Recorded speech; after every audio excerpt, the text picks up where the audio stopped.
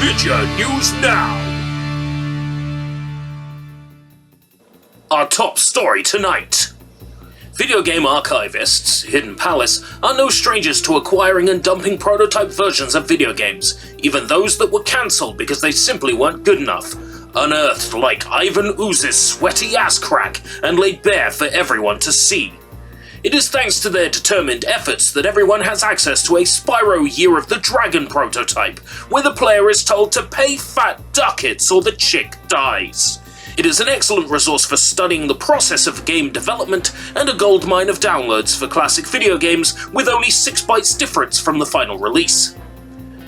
Recently, the Hidden Palace uploaded and preserved for future generations a prototype of the unannounced and unreleased GEX Jr. This soulless, vapid cash grab was, for all intents and purposes, a game targeted at children featuring the GEX license. We understand this is quite an assumption on our part, but based on the title containing the word Junior, we're confident that that is the case. We can hazard a guess why it was cancelled. You could say that in 2001, people would have been more interested in what was coming out for the freshly released Sony PlayStation 2. Also, despite being the intended audience for this game at the time, I know that I would have felt offended at the notion of a kidified entry, and at that time, I was still watching Teletubbies. Perhaps this game was a knee-jerk reaction to the criticism Deep Cover Gecko received for featuring Playboy centerfold Marlise Andrada. We can only speculate the reason, but it was likely never picked up because it's just bad. This prototype contains one playable level, played from a sort of side-on view, featuring a young version of the famous video game character.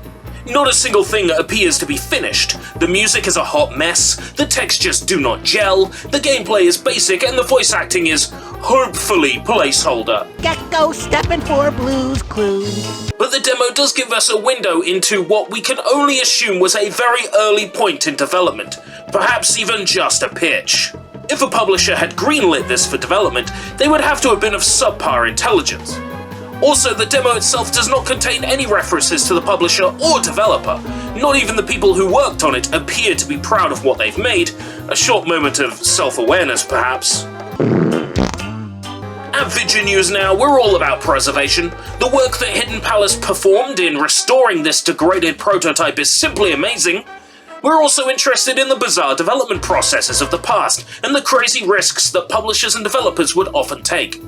Today, games can be prototyped very quickly using well-understood and documented tools, with asset packs that can be purchased on the cheap to quickly place all the building blocks of a game together. The most insidious developers and publishers think, yeah, that's done, and slap a barcode on it.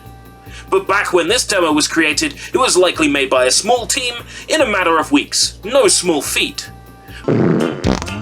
For the time, this really could have been a decent springboard for gauging a publisher's interest. Ultimately, though, it appears the game was cancelled or never truly greenlit.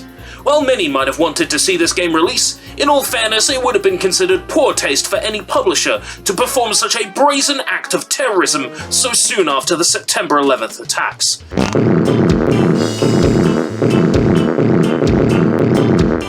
Gecko stepping for Blue's Clues. This is Echo from Vidya News Now, the only name in gaming news that you can trust.